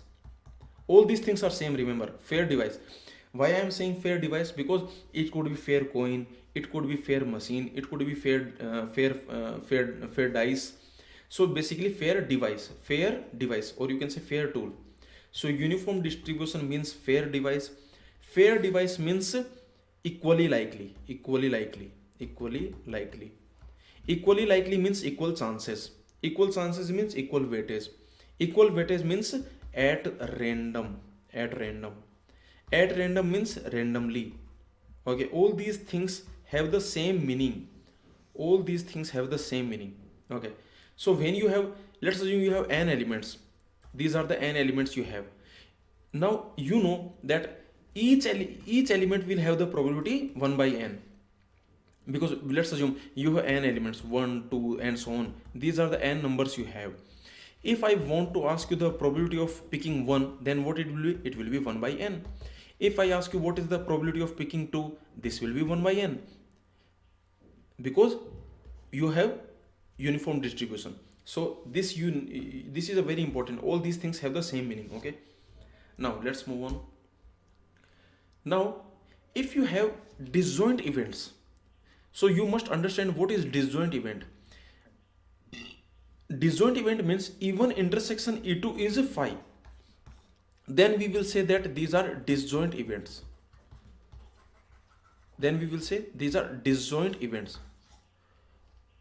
Or you can say mutually exclusive events.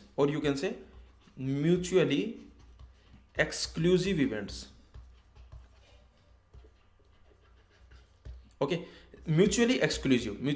For example, let's assume you are tossing a coin 3 times. Let's assume you are tossing a coin 3 times. Okay, 3 times. You are tossing a coin 3 times. Let's assume even is this even event is basically getting the second toss head tail. So basically this event even is saying that head tail head, this is allowed.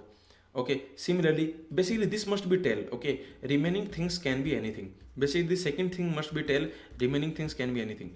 This second thing must be tail, remaining. So this is your event E1. Let's see event E2. Event E2 is getting two consecutive heads, but not three consecutive heads. So you can see event E2 is saying like this: head, head, tail, tail, head, head. This is your event E2. Okay, this is event E1, this is event E2. Now you can see that these are mutually exclusive event. You can see these are mutually exclusive event. You can see because they have their intersection is phi. You can see their intersection is phi. You can see this element is not here, this element is not here, so their intersection is phi. So we can say that they are disjoint events, or we can say they are mutually exclusive events. Basically mutually exclusive means they do not have anything in common. So this is, remember, independent event is not same as this. Independent event has this definition that probability of E1 intersection E2 should be probability of E1 multiplied by probability of E2. This we have already seen. We have already seen that these two events are not independent. This we have already seen. In the last example, we have already seen these two events are not independent, but these two events are mutually exclusive. So this is the concept of disjoint events or mutually exclusive events. Okay, so if I ask you, let's assume if I give you these two are mutually exclusive events, let's assume these are mutually exclusive events. Okay, then now you can very easily you can find the union. The union will be, we already know this union is nothing but P E1 plus P E2 minus P E1 intersection E2. But see, these are mutually exclusive events, so E1 intersection E2 will be phi. E1 intersection E2 will be empty set, and the probability of empty set is 0.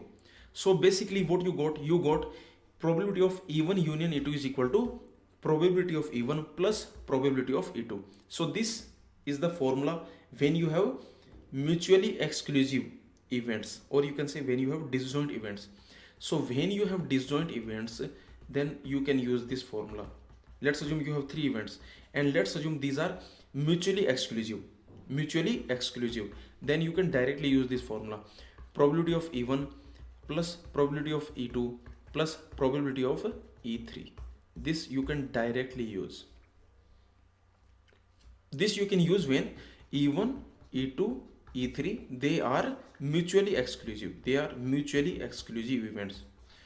Basically they are pairwise disjoint. It means these two are disjoint, these two are disjoint, these two are disjoint. This is called pairwise disjoint. Mutually exclusive events, these are called pairwise disjoint. Means every two of them are disjoint. So in that case you can apply this formula: Pe1 plus Pe2 plus Pe3. This formula you can apply. Okay, so okay, then last two concepts are remaining, so we will see them in the next class. So the concept that are remaining is, one is conditional probability. We will study what is this conditional probability, and then we will study this Bayes theorem. Okay, so this thing, what is the spelling? I think Bayes theorem, I think, whatever this is, Bayes, whatever. So this theorem we will see.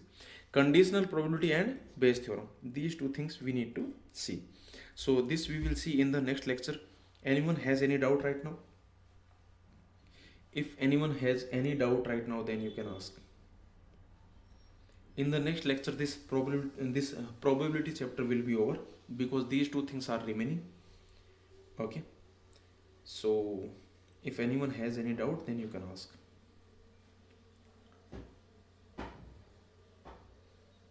Anyone?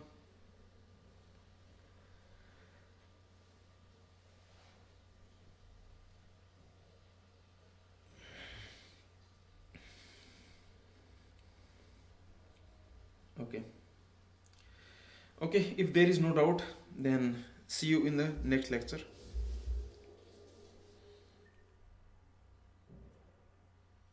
Okay, thank you everyone.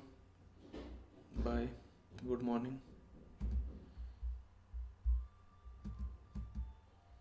Have a good